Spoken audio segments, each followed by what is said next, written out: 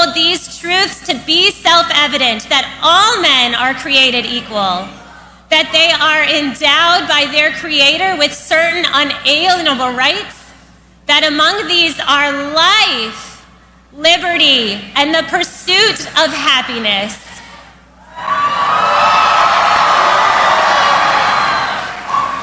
Marchers, and especially our young marchers, throughout this year as we celebrate the founding of our beloved country, and you hear a lot about America 250, and we rightfully lift up joyfully all of the blessings that are ours thanks to this nation, never forget that the United States of America was built on the foundation of the right to life.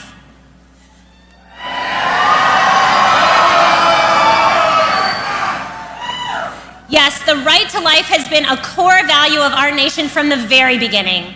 Never forget that you are standing in a great American tradition when you stand up for the right to life like you're doing today. God bless America and all of our freedoms, and we are so thankful for the right to life in this country.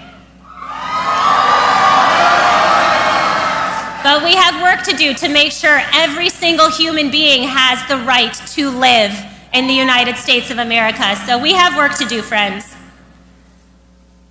Now, yesterday, the White House made several exciting pro-life policy announcements about expanding the Mexico City policy, which prevents taxpayer dollars from funding abortions abroad.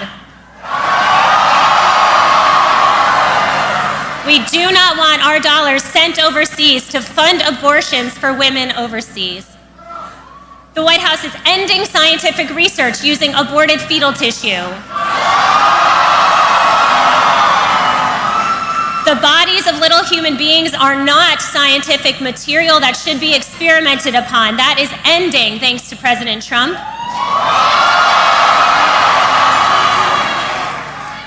And the administration is taking action on Planned Parenthood's illegal receipt of COVID relief funds. We welcome these announcements and we're grateful for them. We'll be hearing a bit more about them later on. But first, it's my honor to share that we have a very special message to you, to the marchers, from our president, the President of the United States, Donald J. Trump. Hello to everyone at the March for Life. For 53 years, students, families, patriots, and believers have come to Washington from every corner of the country to defend the infinite worth and God-given dignity of every human life. In 2026, as we celebrate 250 years since our founding fathers recognized the right to life in our Declaration of Independence, I want to thank every single one of you who was out on this winter day, a beautiful day, but it's winter nevertheless, to stand up for the unborn. 6 years ago, I was proud to be the first president in history to attend this march in person. Since then, we have made unprecedented strides to protect innocent life and support the institution of the family like never before. There's never been anything like it. In my first term, I was honored to appoint judges and justices who believed in interpreting the Constitution as written. That was a big deal. And because of that, the pro-life movement won the greatest victory in its history. Now the work to rebuild a culture that supports life continues in every state, every community, and every part of our beautiful land. This is a battle that must be fought, must be won, not only in the corridors of power, but above all in the hearts and souls of the people. That is why under the Trump administration, we're strongly defending religious liberty. We're bringing back faith in America. We're bringing back God. We have stopped forced taxpayer funding of abortion at home and abroad. We're championing faith-based adoption and foster care and supporting our parents by investing $1,000 into an account that will grow over time for every newborn baby. With your help and support, we will continue to fight at the eternal truth that every child is a gift from God. Thank you, and God bless America.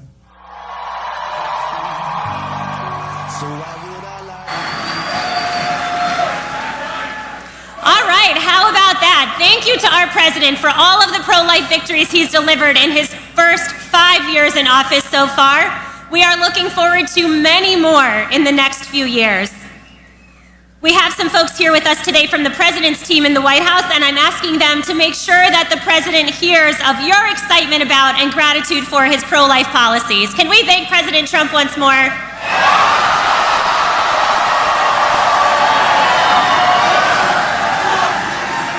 All right.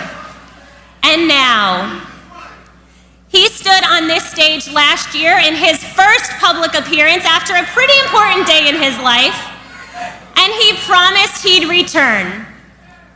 Well, marchers, today he is keeping that promise. It is my great honor to welcome back to the March for Life stage your Vice President of the United States, J.D. Vance.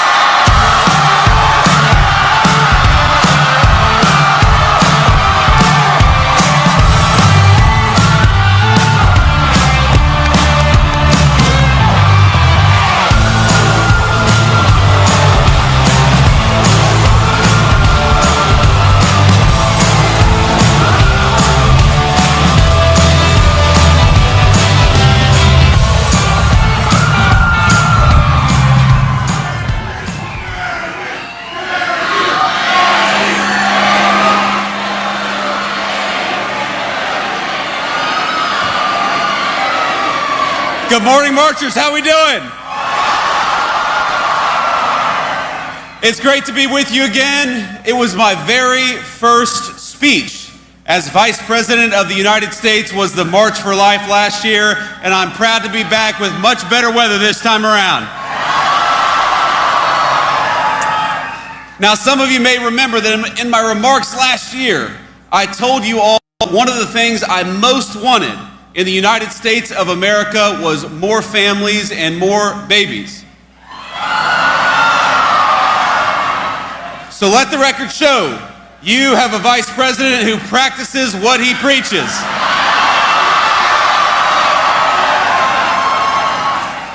Usha and I announced this week that we're expecting our fourth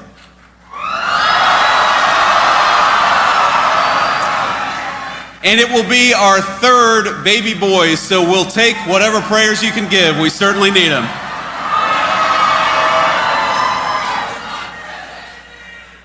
And when I was here last year, I had one other piece of advice for this group, and that was very simple: to be joyful in your advocacy.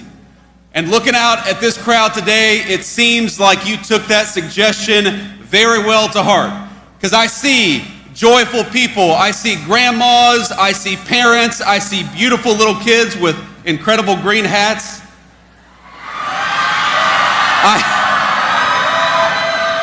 Now, did you all dress like that so that if you lost yourselves, you could find everybody? Okay, that's a good plan. I'm going to take that advice back home. The theme of this year's March for Life, as most of you all know, is that life is a gift. And I know for me personally, this year there is so much to be thankful for. I'm grateful to my own family, for my beautiful wife Usha, and that God has given us the miracle of new life again.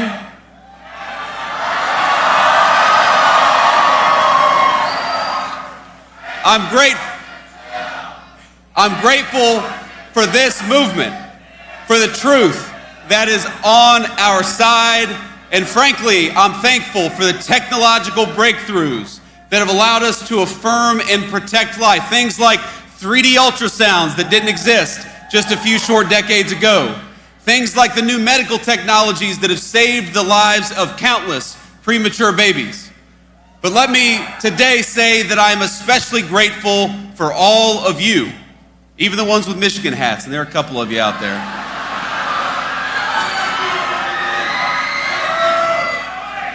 For the thousands of men and women and children, for the church groups, the school groups, the grandparents and the toddlers and everyone in between who braved this chilly Washington afternoon. All of us in the Trump administration, from the president on down, we thank you for your prayers, we thank you for your perseverance, and we thank you that for today, we are all marching for life.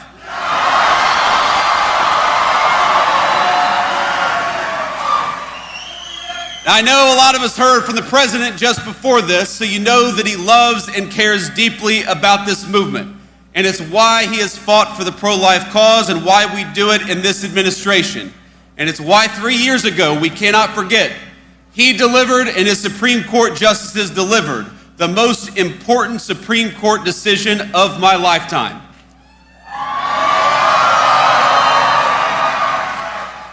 Because with the Dobbs decision, what we did, what the president did, what the Supreme Court did, was put a definitive end to the tyranny of judicial rule on the question of human life.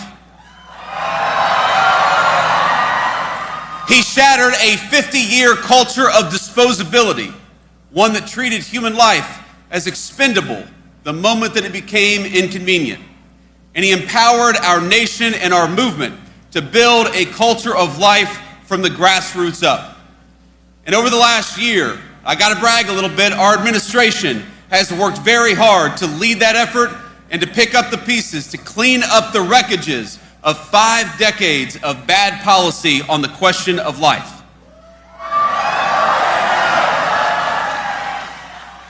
It's an amazing crowd. Now, our vision is simple.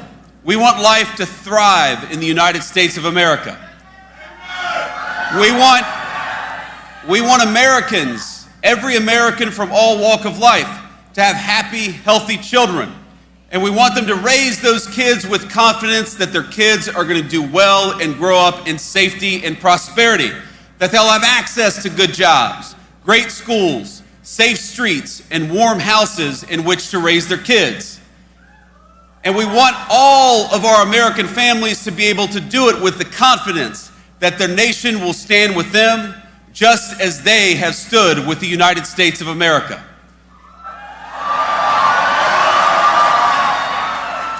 Now, you all know this very well, that building a culture of life requires persuasion.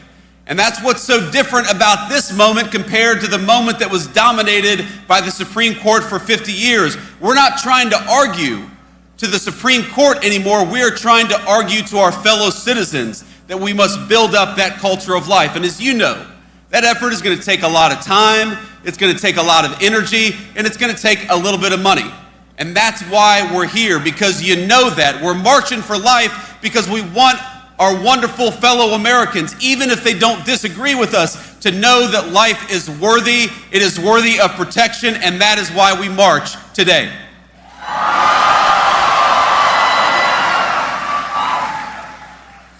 So let me tell you something very simple.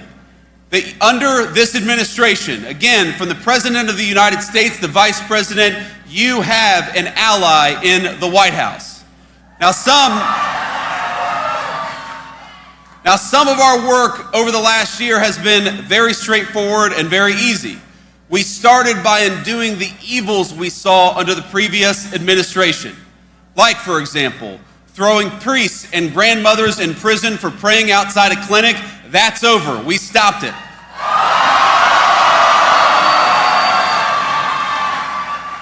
Where the previous administration mandated taxpayer funding for abortions, including travel costs across the entire government, this administration ended it. And over the past year, we built steadily upon the victories of the president's first term. We have secured religious freedom in the United States of America once again. That was important.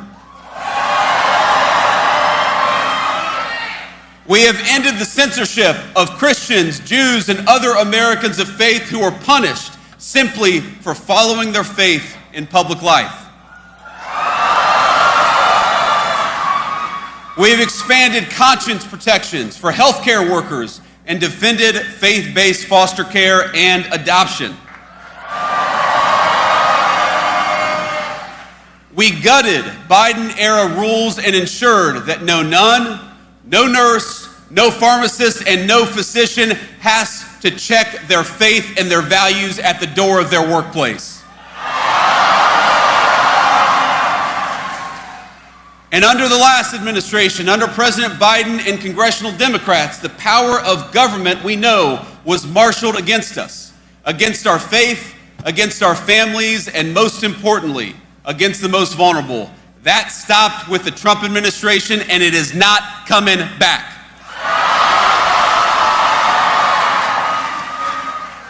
Just this week, we took action to force Illinois into compliance with the Weldon Amendment and stop making healthcare providers refer for abortions. That was a big one.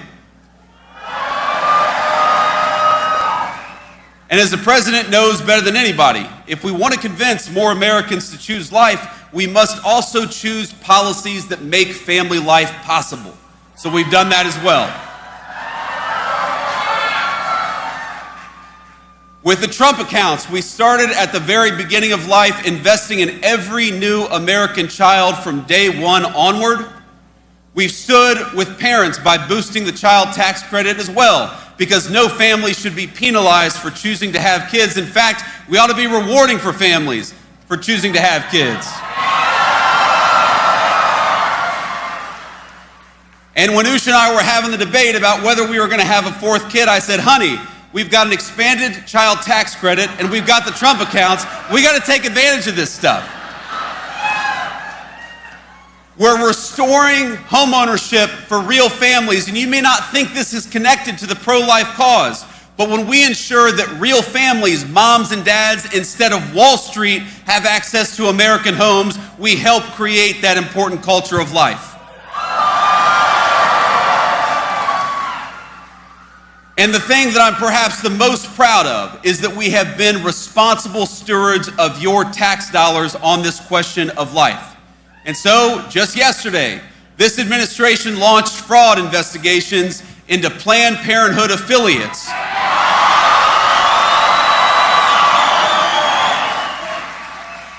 For millions of dollars in PPP loans that were unlawfully received and unlawfully forgiven by the Biden administration.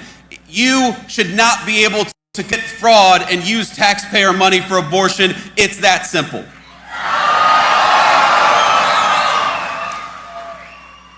At many of our departments, we've reinstated a ban on the use of fetal tissue in federal research. That's another big one.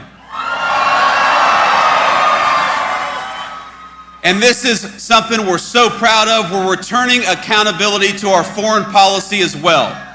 Under Joe Biden, it was the policy of the United States to export abortion and radical gender ideology all around the world. That is what they did with your tax money. They would relentlessly bully developing countries into parroting their far-left views. But under President Trump's leadership and with our great Secretary of State, we believe that every country in the world has the duty to protect life. And that it's not our job as the United States of America to promote radical gender ideology. It's our job to promote families and human flourishing.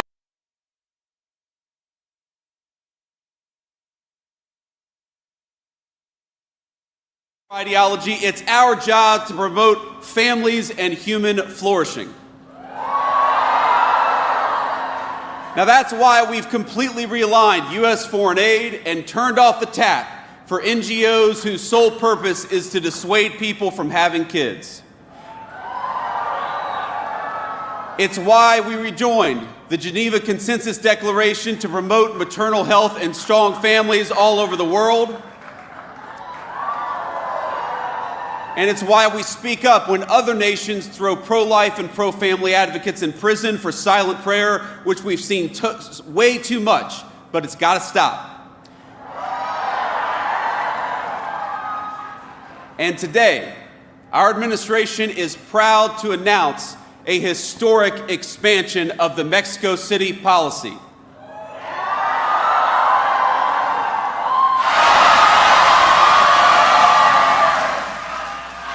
Now, we're expanding this policy to protect life, to combat DEI, and the radical gender ideologies that prey on our children. And with these additions, the rule will now cover every non-military foreign assistance that America sends. All in all, we have expanded the Mexico City policy about 3 times as big as it was before, and we're proud of it because we believe in fighting for life.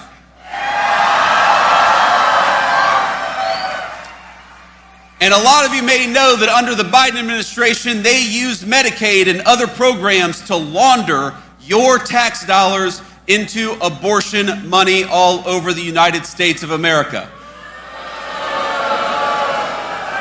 And with the help of our Republican majorities in Congress, with the Working Families Tax Cuts, we stopped that practice once and for all. It's illegal now, exactly as it should be. Let me just say, my friends, that we have to be clear. We cannot be neutral. Our country cannot be indifferent about whether its next generations live or die. Because, think about it, what ultimately gives meaning and life to the United States of America, this is not a new question. Every civilization has been forced to answer it. You march today, we march today, because you have an answer to this question about what kind of civilization we are and about what kind of civilization we're going to become in the future. I read an article some time ago. It was about classic archaeology, of all things. And one particular piece of information has haunted me. That one of the telltale signs of an ancient brothel in the pagan world was that you'd always find a large number of baby skeletons nearby. A lot of baby skeletons. And those bones predominantly belonged to boys. Because unlike little girls, those boys would be of no use to the future adults who were running those brothels. Now, this is shocking to us because we grew up in a Christian culture and were formed by religious values. Even those of us who aren't particularly faithful, it's a shocking thing to hear. But we have to remember that in the ancient pagan world, discarding children was routine. From the skeletons in brothels to the child sacrifice of the Mayans, the mark of barbarism is that we treat babies like inconveniences to be discarded rather than the blessings to cherish that they are. But the inheritance of our civilization is something else. The fact that, as Scripture tells us, each life is fearfully and wonderfully made by our Creator.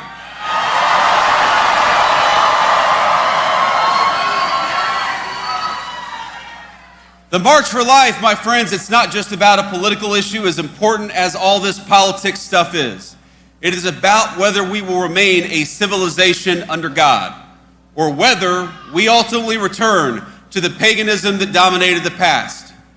Today, the far left in this country tells our young people that marriage and children are obstacles, that it's irresponsible, even immoral because of climate change or some other reason, to encourage our young people to raise a family. They tell us that life itself is a burden, but we here at this march, we know that it's a lie. We know that life is a gift.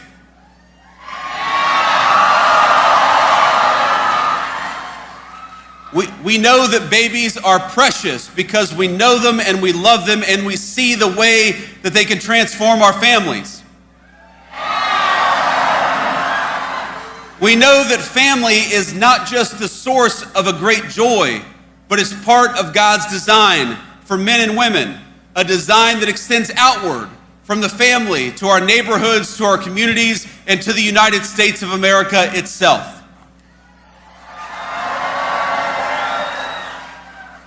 And we here know that treating everyone with dignity isn't always easy. It's not always convenient, but it's the right thing to do. We know that the people telling our young men and women that discarding family and children is a form of liberation, we know that those people are telling a lie. And so, to our fellow Americans, we march in part to serve as a witness. To our fellow Americans, we say, you're never going to find great meaning in a cubicle or in front of a computer screen, but you will find great meaning if you dedicate yourself to the creation and sustenance of human life.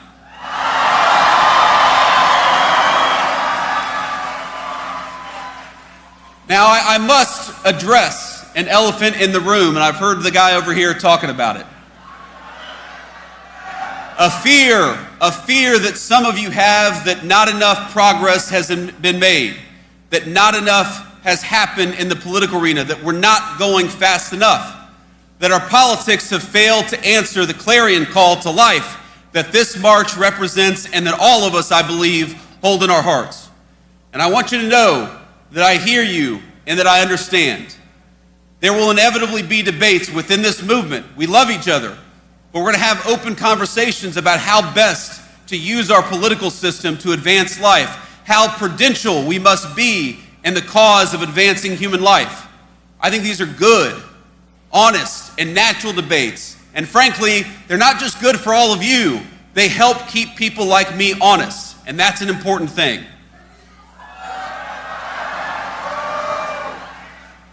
But I think all of us also have to remember that we are commanded to let not our hearts be troubled. Because I look at this crowd and I see young people for whom Dobbs is the only world they've ever known. And I see people with just a little bit more gray in their hair who for 50 years toiled to live in a country where questions of life would be answered by we the people rather than tyrants in robes. All of us have heard their stories. They've heard of the movement betrayed, of taking one step forward, and then 2 steps back, and then 3 steps forward after that. They know stories of heartbreak and of triumph. Some of them I've known very personally from ballot issues that I fought very hard for, some of which have gone the right way, and some of which have gone the wrong way. And I remember friends of mine who spent their entire lives fighting for the unborn without ever seeing the victories that have accumulated in recent years. My friends, I'd ask you to look where the fight for life stood just 1 decade ago. And now, look where it stands today.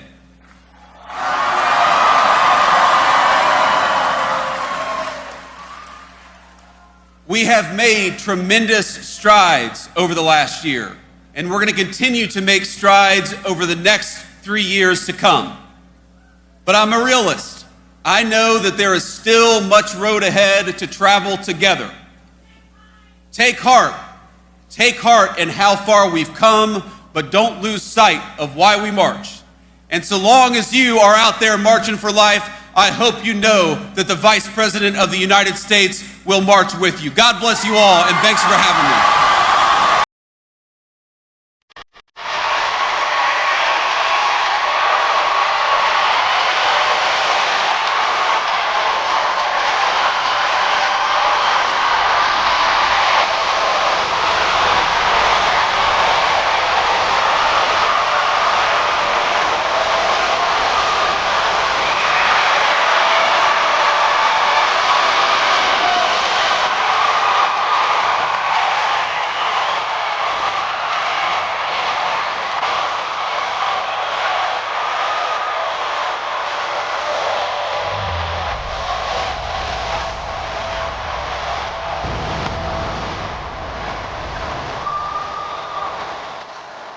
Let's thank our Vice President one more time for coming to march with us today.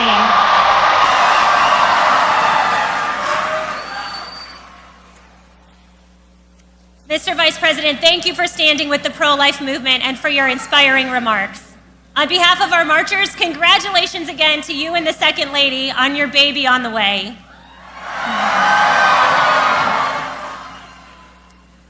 Joining me now on stage are courageous pro-life leaders and members of the United States Congress.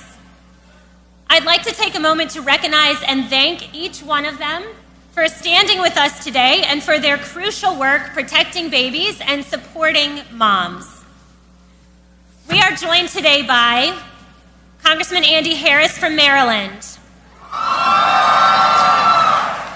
close to a hometown congressman here where we stand. Congressman Michael Cloud from Texas. Congressman John McGuire from Virginia. Congresswoman Michelle Fischbach, Minnesota. Congressman William Timmons from South Carolina. Congressman Robert Aderholt from Alabama. Congressman Andrew Clyde from Georgia. Congressman Bob Onder from Missouri.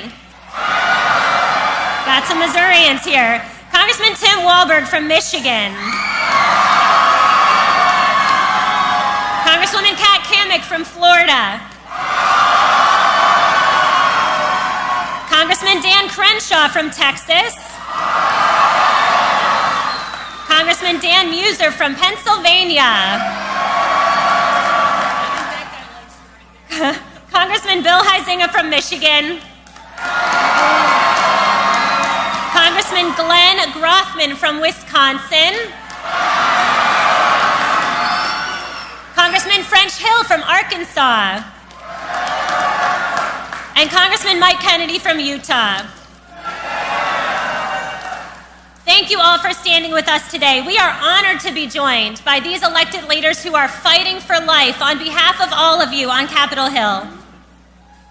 And now I am thrilled to welcome to the podium two incredibly dedicated pro-life champions in Congress. The Speaker of the U.S. House of Representatives, Mike Johnson,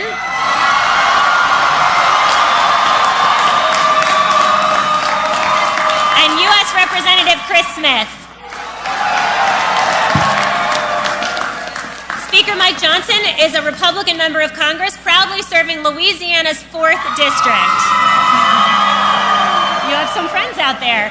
He's a dedicated husband and father, an attorney, and has devoted his life to fighting for the fundamental freedoms and traditional values of the United States. His leadership has been indispensable for the cause of life, especially last summer when he led the House of Representatives to vote to defund Planned Parenthood.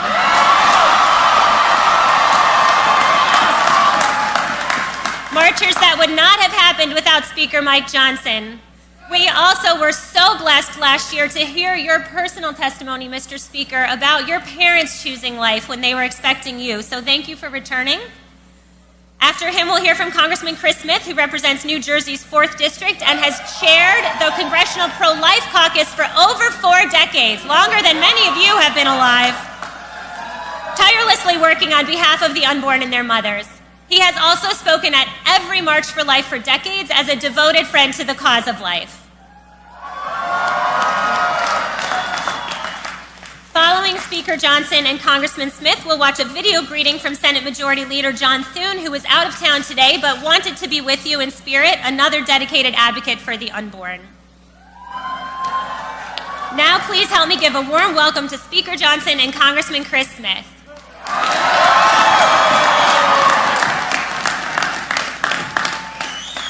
Wow, thanks so much. What a great crowd, and right on the verge of a polar vortex. Your commitment is greatly appreciated. I want to congratulate my friend JD for the big announcement on the baby that's due in July. I told him backstage. My wife Kelly's with me. Kelly, raise your hand. My wife Kelly. We have 4 children as well. We all celebrate life in word and in deed, and we're so glad that you are here to prove that. This is an important weekend. It always is, because we welcome the opportunity to recommit ourselves to this cause of life and to remember why it is we gather in March in the cold weather.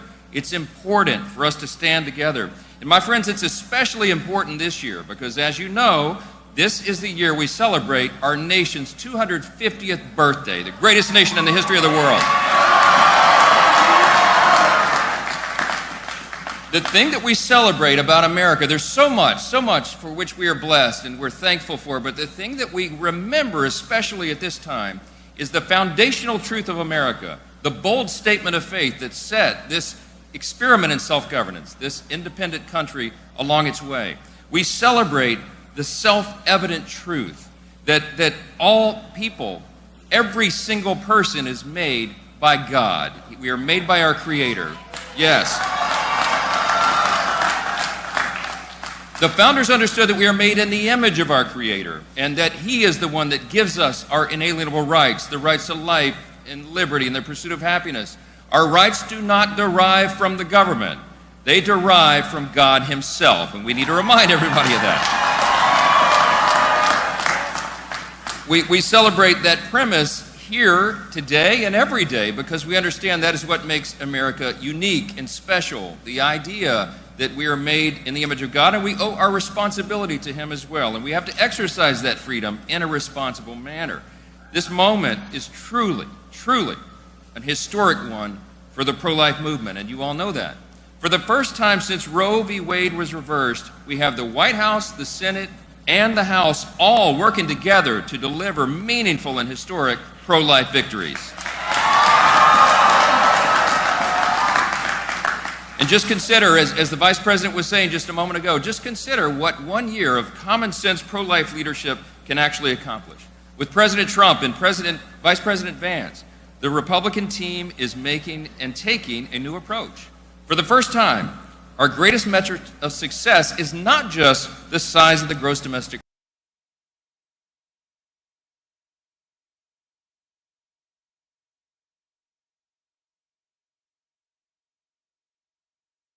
highs in the stock market. It is the strength of the American family again. That's what we've brought back. That's what we've brought back. We measure our success on the number of lives we save and the lives we improve and uplift with common sense, life-affirming policies. It's you, my friends, who will help us to usher in America's new golden age, as President Trump says. And as Vice President said here, Republicans are working hard to deliver on the mandate that you gave us in the last election to make it easier than ever before to raise a family in this great country of ours. And because we know that support for American families doesn't end at birth, our policies reflect this. With the Working Families Tax Cuts, for example, we passed the most pro-life and pro-family legislation that has been signed into law in decades, and we did it on July 4th last year. We worked hard, this group of legislators behind me and all of our colleagues, we worked hard to expand the child tax credit, to enhance the adoption tax credit. And we launched the first of its kind Trump investment accounts for every newborn in America. Thanks to this bill, we also delivered the largest middle and working class tax cuts in the history of this country. And yeah, that's right, worthy of applause. We put more money in your pocket, and you can decide what's best for your family instead of government bureaucrats. We also achieved something that is totally unprecedented, and it was mentioned a little bit earlier, and we should say it again. For years now, we know that Medicaid funds have skirted the essential protections under the Hyde Amendment and funneled tax dollars to abortion providers. And we said no more. And in the Working Families Tax Cut, the big beautiful bill, for the first time ever, we finally defunded big abortion. And it was a long time coming. We stand here today with one united voice to affirm the federal government should not be subsidizing any industry that profits from the elimination of human life. And today I'm so proud to stand along so many principal leaders here in Congress. You heard their names. They helped us achieve these victories. Chris Smith, as was said, for 4 decades has been leading the pro-life caucus in Congress. Just this week, Congresswoman Michelle Fischbach. Michelle, raise your hand. She introduced her bill, ensuring federal assistance can be used to support pregnancy resource centers across the country. That's a big thing. We know how important those centers are to give hundreds of thousands of pregnant women and moms a choice in the care they receive. Another warrior, Congresswoman Ashley Hinson, passed her bill, the Pregnant Students' Rights Act, which equips young women finishing their education with the resources they need to choose life. I could go on and on, yes. I could be up here all day telling you about all of the things that are being done, but you need to know, in summary, that we are fulfilling our promises. And that promise that is central to what we stand for is to protect the sanctity of human life. We contend these warriors, and I tell you what, in the election cycle coming up this year, we're going to send some more pro-life champions here to Congress. I just want to close with this. It was mentioned earlier that we all have a reason that we march. We all have a reason that we believe so strongly in this principle, and my life story is that one. And in 2 sentences, I was the product of an unplanned teen pregnancy, exactly 1 year before Roe in January of 1972. And a lot of people try to convince my very young parents that they should just take care of that problem. But I am eternally grateful that they allowed me the chance at life.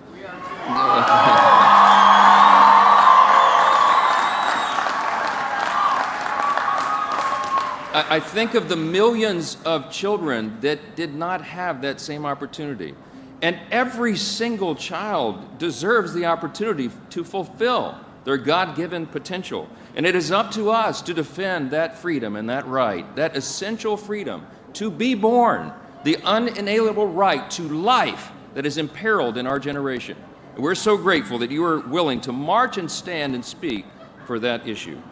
I'm happy to say that all this is changing because of you. And despite the special interests that fund abortion, and despite the voices that tell you to look away from the beating heart, and despite all those who continue to deny the truth, you are here, and we are here, and we stand together for life. We're so grateful for all that you do.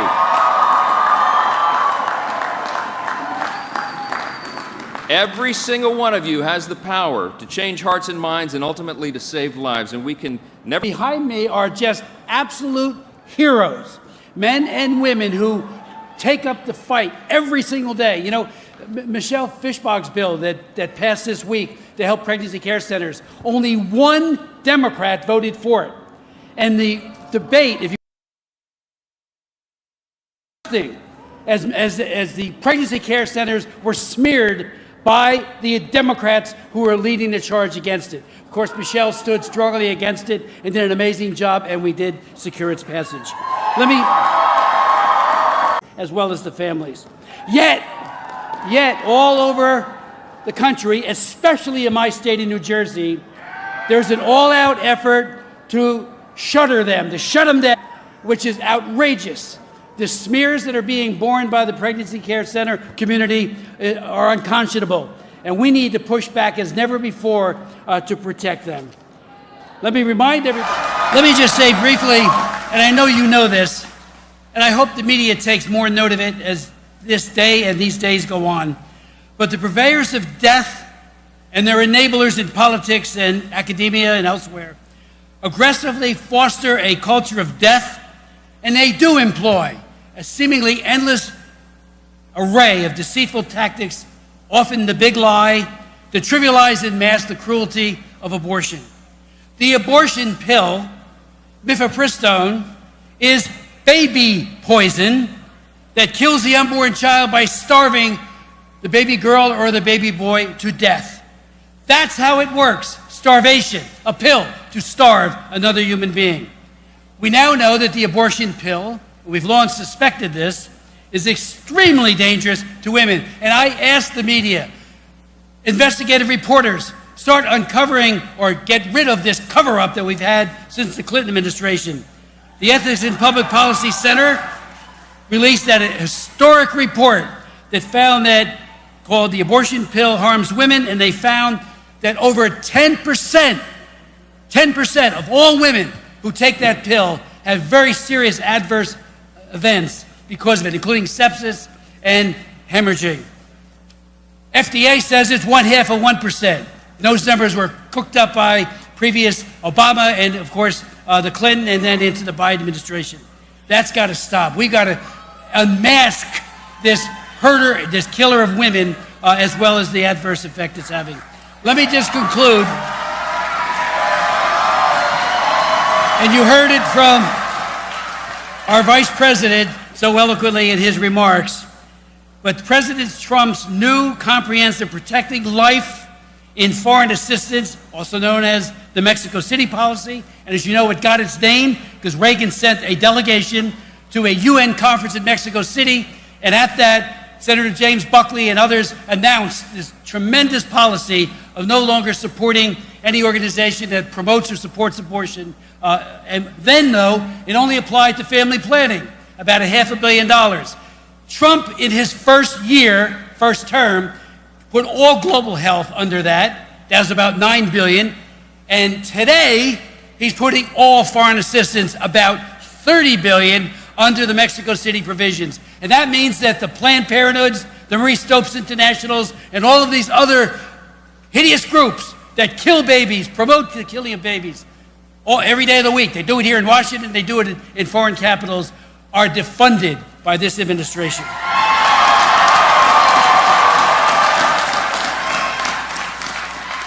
Each and every day, my friends, and I conclude, thanks to your efforts and your prayers, many unborn children and their mothers have been, are being, and will be protected. We know that the injustice of abortion need not be forever. God bless you, everyone.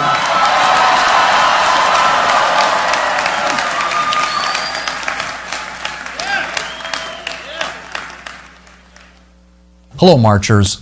I'm very sorry I couldn't be with you all today, but I wanted to send my greetings. My greetings and my gratitude to all of you for making your way to D.C. from every corner of the country to stand up for the right to life. You are here today to witness the great truth that every human being, no matter how small or vulnerable, is infinitely valuable, created in the image of God. Before I formed you in the womb, I knew you, the Lord says in Jeremiah. Before you were born, I set you apart. Abortion is an evil that's too often brushed to the side. But you all are ensuring that we don't brush it aside. And I am proud to stand with you. And I am very proud to be able to say to you today that in 2025, for the first time ever, Congress defunded big abortion. With the Working Families Tax Cuts, Congress enacted the first pro-life law in decades.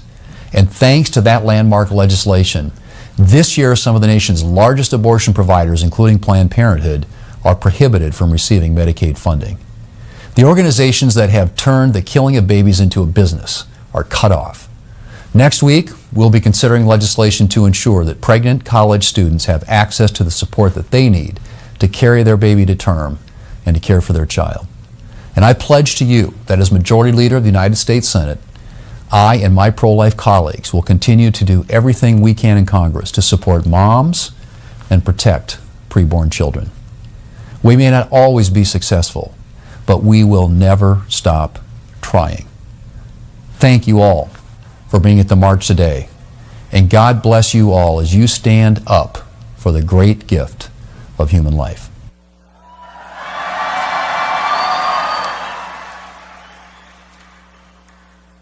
Thank you, Speaker Johnson and Congressman Smith, and we're grateful to Leader Thune for his remarks as well. Marchers, we are at a crucial moment for the cause of life on Capitol Hill.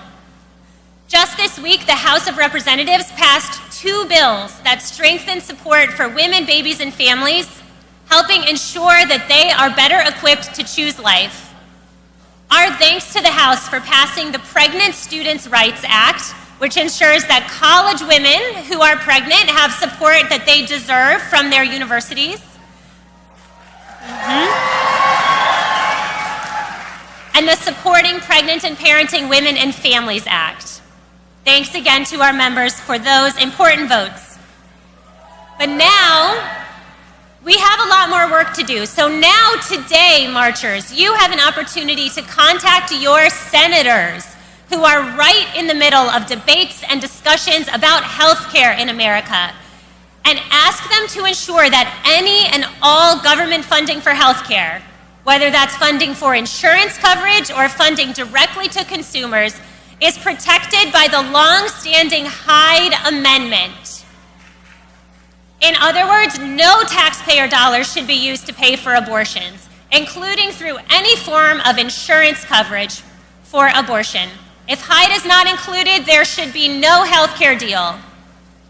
So here's what I'm going to ask you to do. I know your fingers are cold, but pull out your cell phone right now. Take your gloves off if you have to. I know some of you are young enough that you don't carry cell phones, and that's fine. You have an exemption, but everyone else, can you pull out your cell phone and hold it up so I can see it? All right, good. I see a lot of phones here. All right, so here's what you're going to do. Text MARCH to 73075. You'll be taken directly to a platform where you can send a message to your senator that you want them to support the Hyde Amendment and reject any health care proposal that would allow taxpayer dollars to be used for abortions or insurance coverage of abortions. This is really important and extremely timely. I'm sure you've been reading about this in the news quite a bit lately. So let's let your senators hear the voices of Marchers for Life today. Open your texting app, type MARCH, M-A-R-C-H, and send it to 73075. Can you hold up your phone once you've done that? Yes, look at all of that strong advocacy advocacy out there. March to 73075 to be a voice for the voiceless. Together, we will send a powerful message to your senators that we want them to stand firm and be courageous for life. Thank you, marchers, for your engagement on this important issue. You will make a difference. Now I'd like to welcome some very special guests to the stage.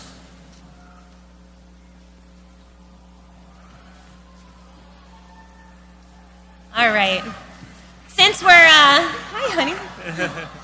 Since we're all spending some quality time together today, I thought we should take a minute to get to know each other a little bit better, shall we?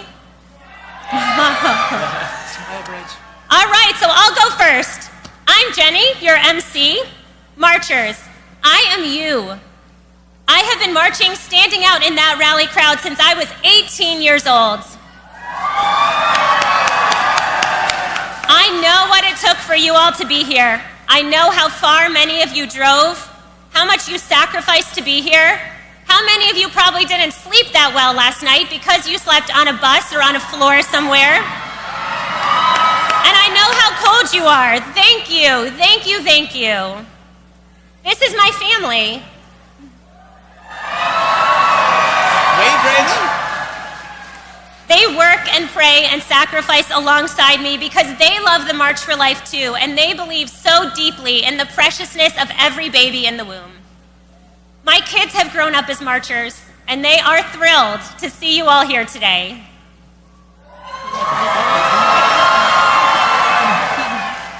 All right, now it's your turn. If this is your first National March for Life, could you please make some noise? Can we all welcome our first-time marchers? Welcome to the March for Life, friends. Welcome. Okay, this is going to be like the elimination dance at weddings. If you have been to the March for Life more than 5 times, can you raise your hands and make some noise? Thank you to our veteran marchers. Where are my high schoolers? Do we have any high school students here? Thank you, high school students, for bringing your amazing energy. You lift all of us up. Where are our college marchers? You all have a special place in my heart because I first marched with my college group. Go Irish.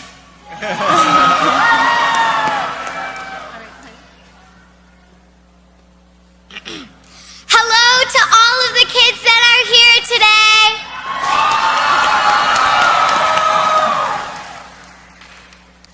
Thanks, honey. If it took you longer than 5 hours to get here, can you please shout? Did anyone travel? Is there anyone here who traveled for 10 hours or more to come to DC for the March for Life? Wow, you all are so inspiring. There is no other cause, no other mission that brings people together like the March for Life and the pro-life community. Thank you all for your dedication to being here together. I hope you are finding deep encouragement from seeing who you're standing among. Thank you. I'm going to let them leave the stage because the kids want a snack. Thanks, guys.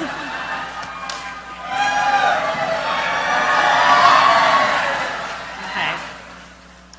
All right, that was fun. And it was also really important. I wanted you all to hear each other, to get some sense of how big and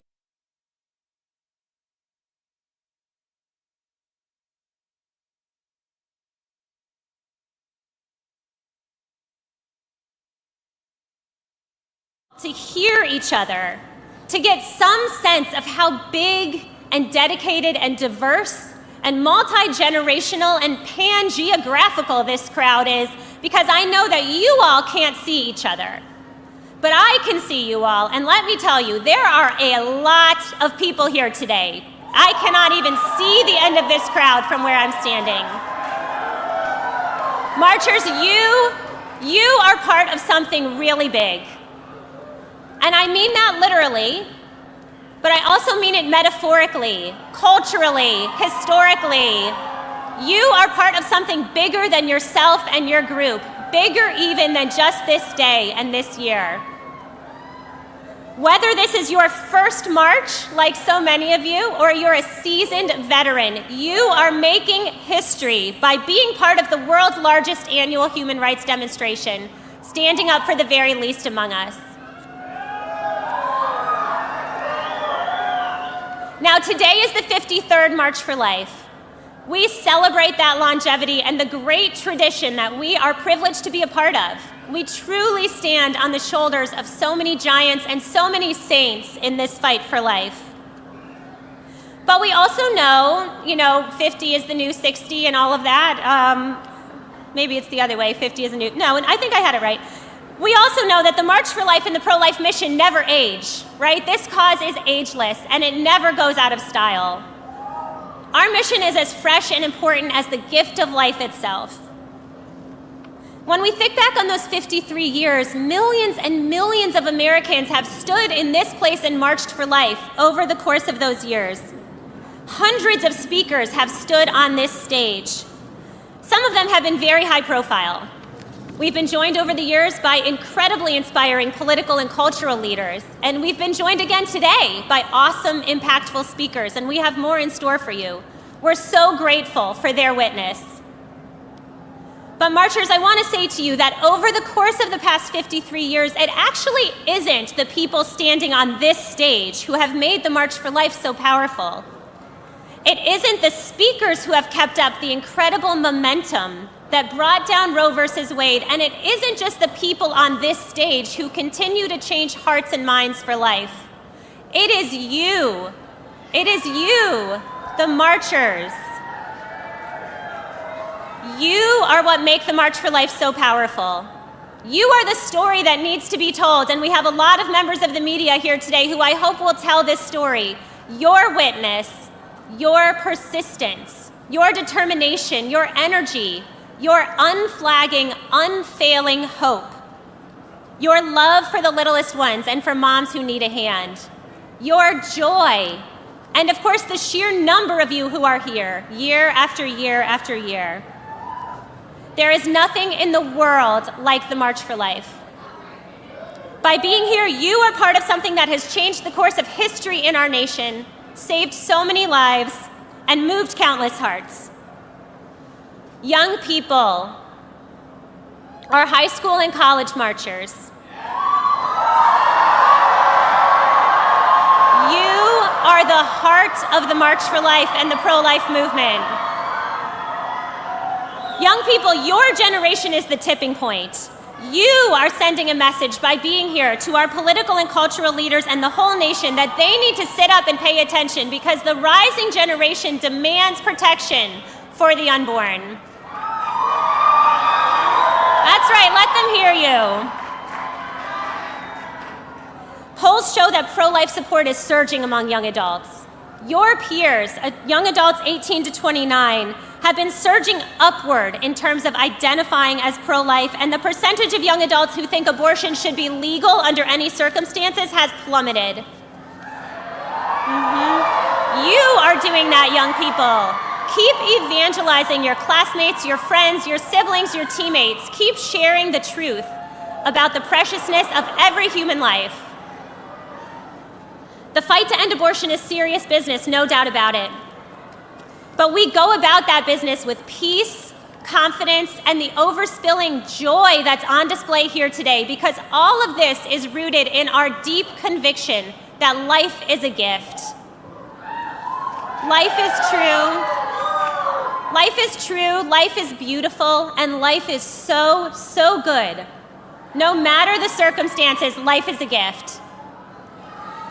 Marchers, that's our theme today. That's the banner under which we're marching for today's 53rd annual March for Life. Life is a gift.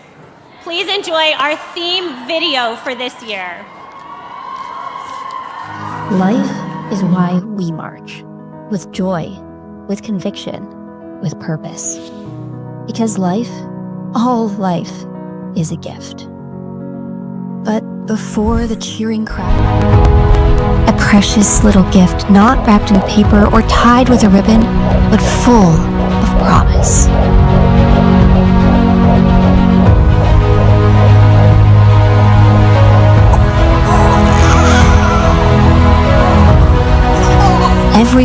is a gift, even when it's unexpected, even when the timing feels off, even when it's hard, even when the world says otherwise.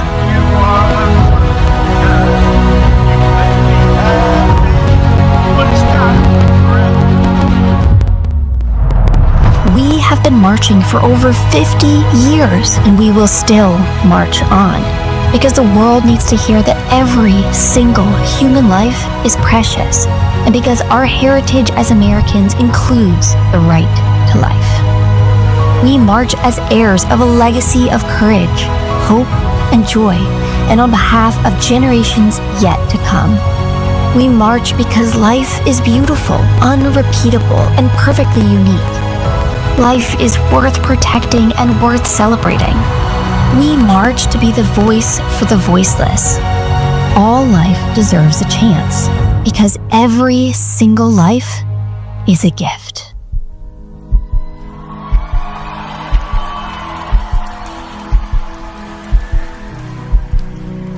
Now I am pleased to introduce to you Miss Elizabeth Oliver, President of Georgetown University Right to Life.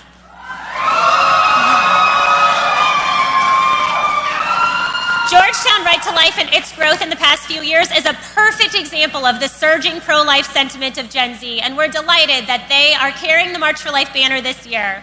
Please join me in giving a warm welcome to Miss Elizabeth Oliver.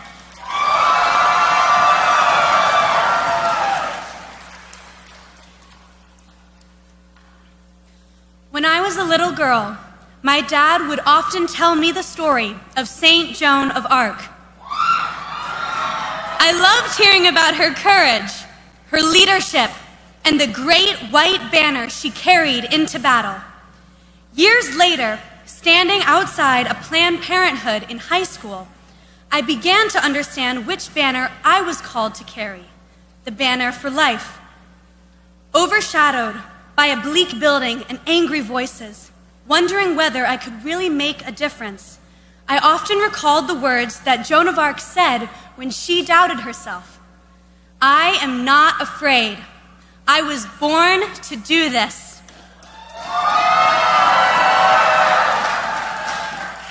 This year, that banner for life has become real, as Georgetown University has the honor of carrying the official March for Life banner. It's an honor because it takes great courage to champion the truth about abortion, especially when that truth isn't popular. The truth is, we are all called to carry this banner. But courage without kindness doesn't go very far. Truth spoken harshly usually goes unheard. Truth spoken with charity, however, invites the listener to hear. I always tell new members of Georgetown Right to Life that the most important thing we do isn't hosting events with famous speakers on a big stage. It's sitting behind a fold-up table in Red Square, the very heart of our Jesuit campus. That takes courage. While tabling, our members never know whether they'll receive a supportive thumbs up or middle finger, or simply the painful indifference of the many people who are just too busy to care. But I've also seen that small table become, all in one busy afternoon, a resource center for pregnant students, an intellectual battleground, and a gathering place for our community. Pro tip, offer free munchkins, and suddenly everybody has very strong opinions. After countless conversations, I've learned the best way to start isn't with an argument, it's with a question. Why are you pro-choice? Listening, really listening, is an act of kindness. And it's through kindness itself that people begin to see what the pro-life movement truly is. It is about affirming a truth that is so obvious that it is tragically easy to miss, that life is a gift. You won't always change minds right away, but hearts do soften. I've seen it happen. 4 years ago, a pro-choice friend and I began talking about abortion and how it affects women. She was shocked to learn that 1/3 of Gen Z has been aborted. Yet, she still argued vehemently that they are only clumps of cells. Just this year, after becoming an EMT and learning about the realities of pregnancy and the violence of abortion, she told me she is now strongly pro-life.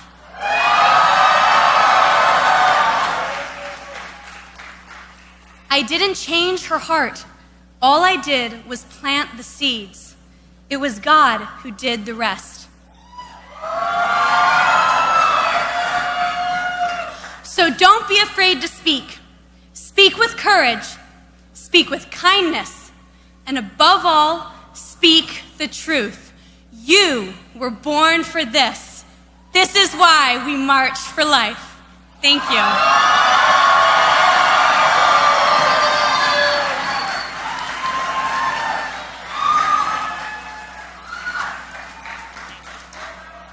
Thank you, Elizabeth. All right, marchers, I now have something very special for you. It's my honor to share with you a heartfelt greeting from a great American and a former Marcher for Life who works overseas and so isn't able to be here in person today. Marchers, you have received a pontifical message from the Holy Father, Pope Leo XIV.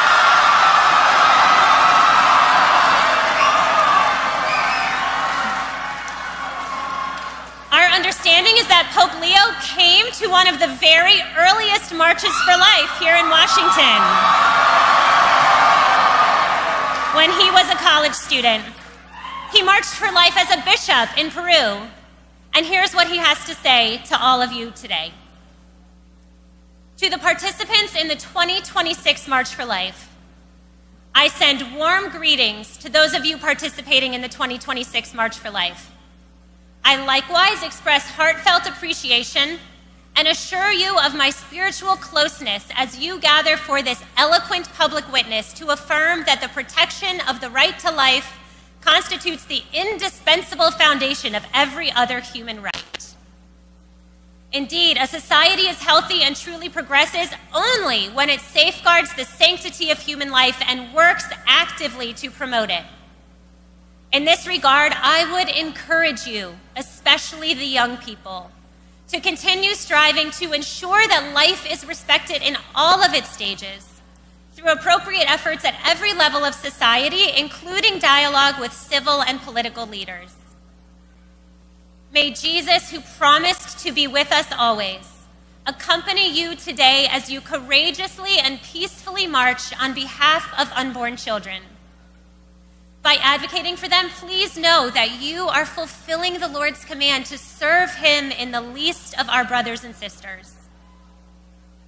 With these sentiments, I entrust all of you, as well as those who support you with their prayers and sacrifices, to the intercession of Mary Immaculate, patroness of the United States of America, and I gladly impart my apostolic blessing as a pledge of abundant heavenly graces.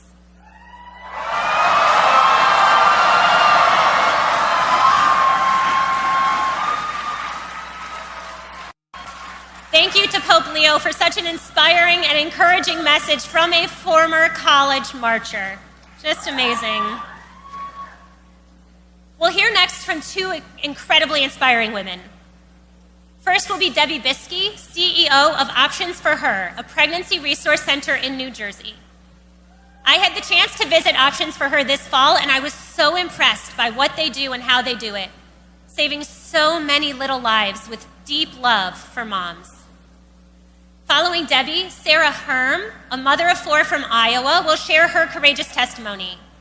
She has an incredible story of choosing life that I can't wait for you to hear. I don't want to give anything away, so I'll let Sarah tell you the rest. Please help me welcome to the stage Debbie Biskey and Sarah Herm.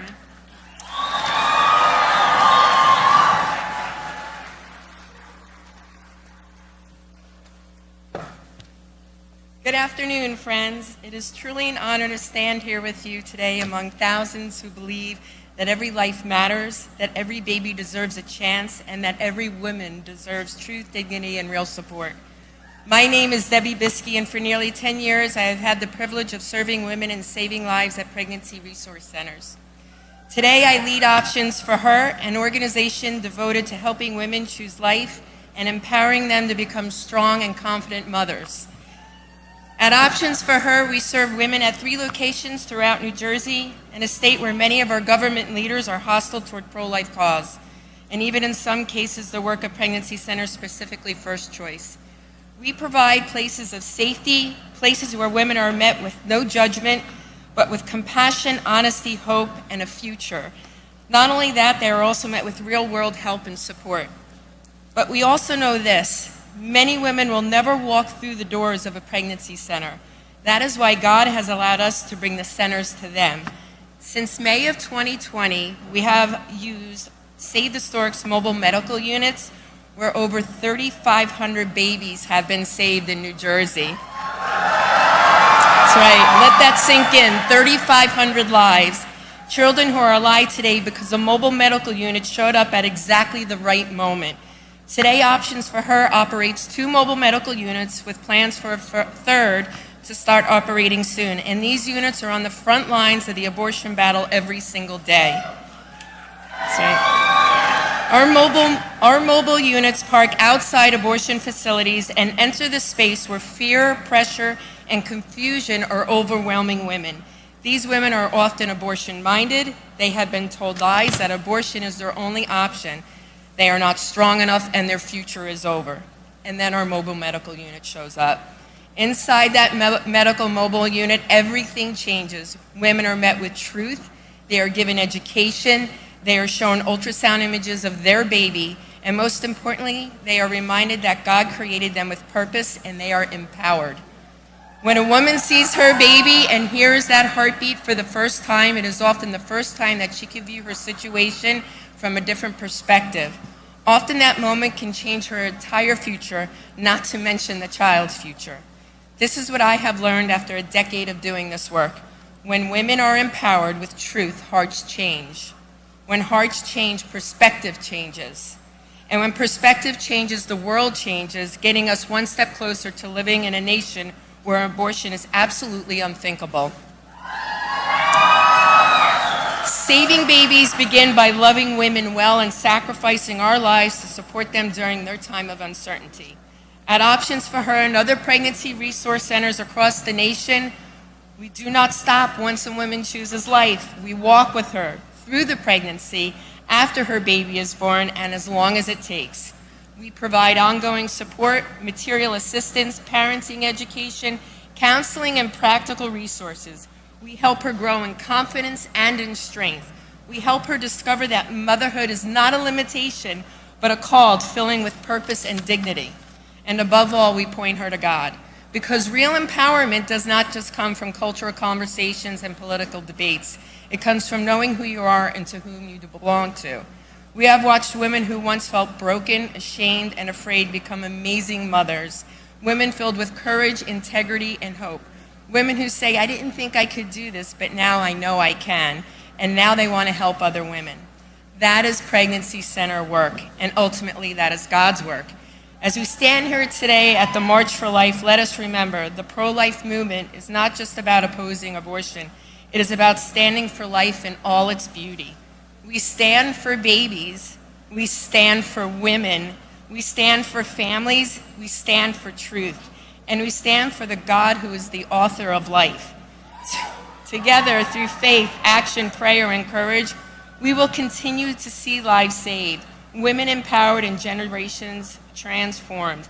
Thank you for standing for life. Thank you for marching for life. And thank you for believing that truth, love, and God still absolutely change the world. God bless you.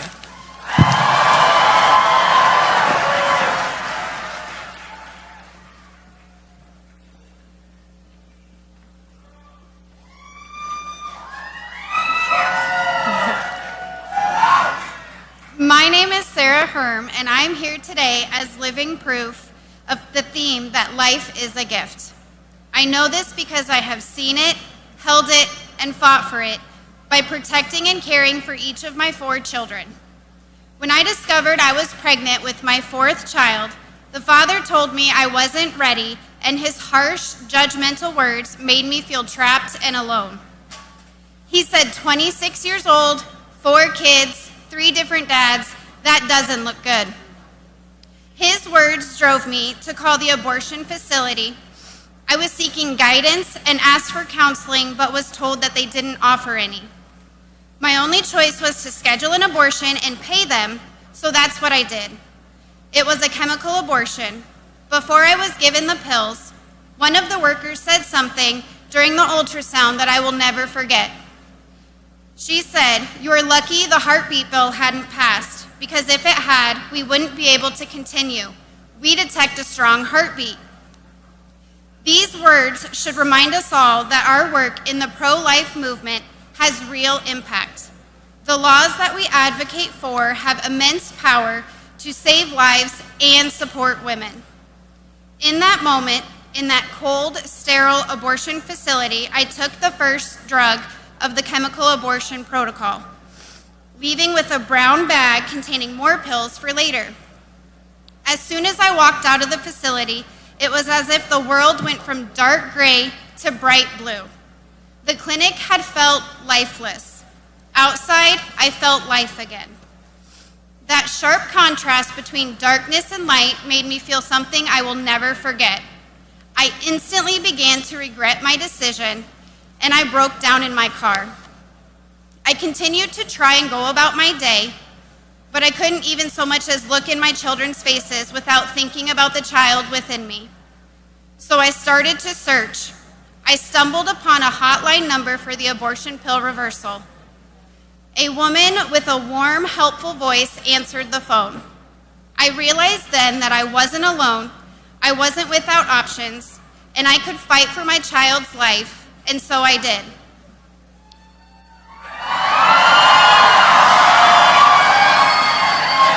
I met a doctor and a team who gave me care, guidance, love, and most of all, hope. Exactly what I was needing, which was far different from the abortion clinic, which had treated me like a transaction. I was able to reverse the chemical abortion I began. My son was born completely healthy on January 11th, 2019.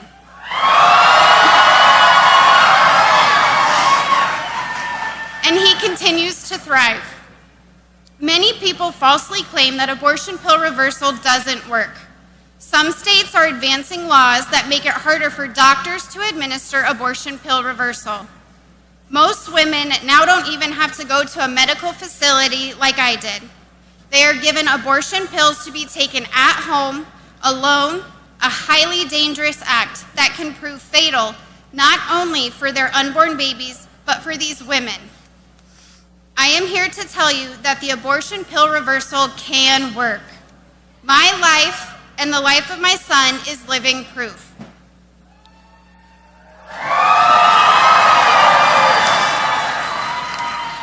Today, my son is one of the greatest joys of my life. Here's what I want you to know. Saving a life can be as simple as answering a phone call, driving a friend to an ultrasound, or helping her pick out a car seat. Or you can also show up in any little moment.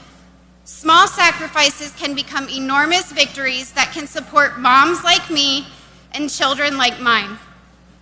You have that power. Be that person who connects a woman to hope. Be the reason she knows she's not alone. And by the way, thank you to the men here today. Your voice carries weight, and we need you. I am Sarah Herm, and as we stand here ready to march today, join me in making a commitment of being living proof that life is a gift. Thank you.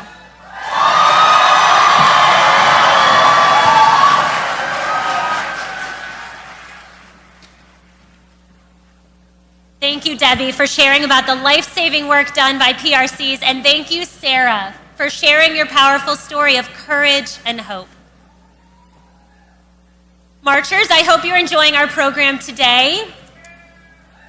Thank you. Our team at the March for Life has worked incredibly hard to put this day together for you. It is our great privilege to do this work, truly. But stages don't spring up on the National Mall out of nowhere, believe it or not, and there are no pro-life elves waiting in the wings to do all of this work for us. Our efforts to give the pro-life movement and our whole nation the gift of the March for Life require significant effort and significant resources. That's why I'm asking you to consider supporting our work today by getting out your phone once again and texting GIVE, G-I-V-E, to 73075. The March for Life will always be free to attend. So we rely on the voluntary support of our marchers to make this powerful event happen, and you can be a part of that for future marchers. Again, to support this iconic event today, please text GIVE to 73075. Thank you for your partnership in helping us bring the march to life.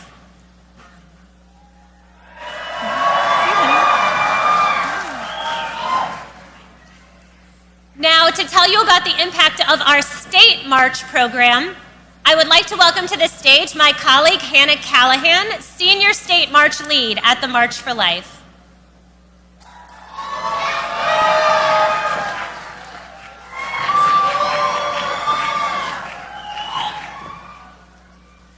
Hello, marchers. Let me just start by saying thank you. 2025 was a record year for the State March program, thanks to all of you and all of our incredible local partners who helped make this possible. We are now marching in over 20 state capitals. We are changing hearts and minds from coast to coast. And joining me on stage are some of my colleagues, representatives from our wonderful State March partner organizations. And I am so honored to be able to introduce them all to you today. Let's hear it for your State March when your state is named. Like, yes! Kentucky with the Kentucky Right to Life. Maryland with the Maryland March for Life Committee. Michigan with Right to Life of Michigan. I see a lot of you. Montana with Pro-Life Montana and the Montana Family Foundation. New Hampshire with New Hampshire Right to Life. New Jersey with New Jersey Right to Life. North Dakota with the North Dakota Pro-Life Committee. Ohio with the Center of Christian Virtue. In Oklahoma with many pro-life groups. Yes. In Oregon with the Oregon Right to Life. In Pennsylvania with the Pennsylvania Family Institute. And in Virginia with the Family Foundation. And Texas. And many other states to come, I'm very excited to say. Let's hear it for our state marches, taking the fight to life for our state capitals. Be sure to mark your calendar for your state's March for Life as we bring your pro-life voice, not only to your representatives here in DC, but also to your state capitals. Please enjoy this State March program video. Hello, marchers. It is an honor to be here with all of you on this day, at this moment, for this important cause. Are you ready to celebrate life with us? We are here because we care about babies in the womb. We, the American people, have the power to protect the unborn, both at the state and federal level. Your voices raised together are so powerful, especially in this post-Roe era, where the people, through our elected representatives, get to set abortion policy in this country. We are here so that the people in the State House behind us know that we care for the lives of both women and their babies. We're here today to remind people life is not about geography or abstract lines. It's about humanity and truth. We march for every life. We march because we know that truth and life will ultimately prevail. So today, we're not just marchers, but we are here as defenders of life, as warriors for truth and voices for the voiceless. We know what we have to do. We have to continue to fight until all life, born and unborn, is protected. To change the hearts and minds of the people. Changed hearts will lead to changed laws. Never forget that this movement was never simply about overturning Roe. It was about challenging the culture to promote human life and to promote human flourishing. But we can't let today be the end of the story. We will not stop until every life is protected and every woman is supported. A march is a spark, but what matters is what we do with it once we go home. Friends, let us be strong then and very courageous. Our work is not done. Let's march.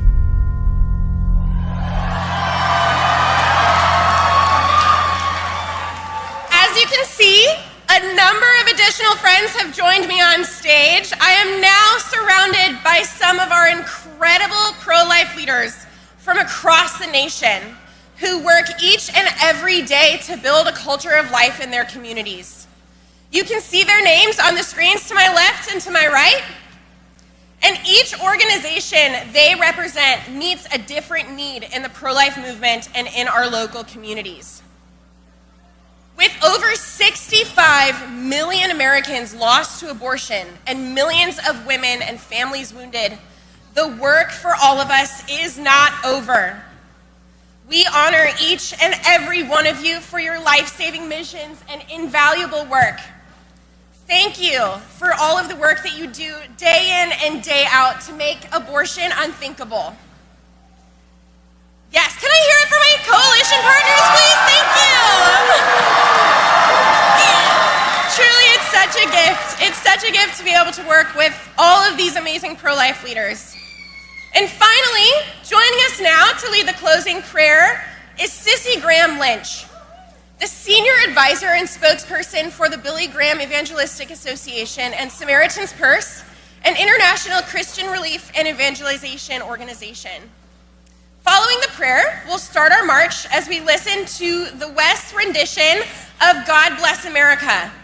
Please welcome to the podium, Sissy Graham Lynch.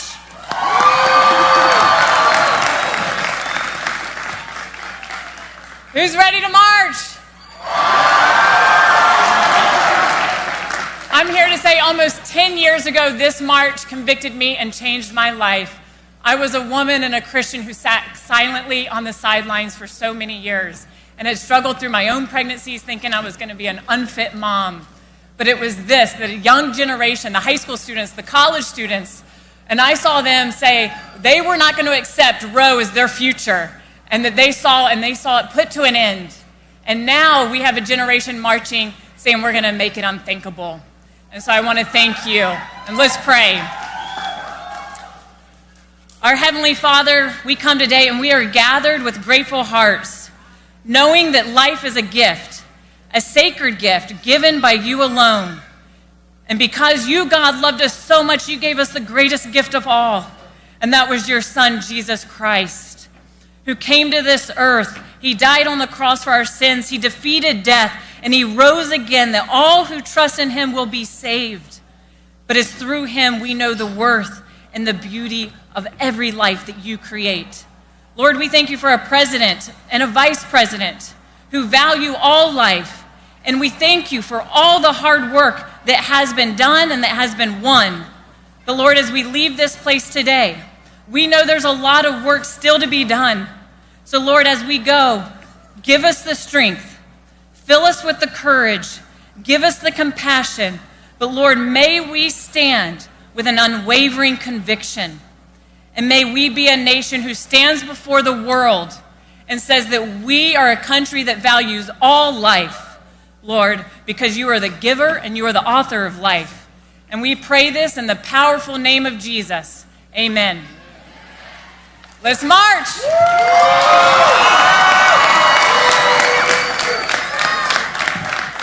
All right, friends, just a couple of administrative announcements as we make our way to the start of the march.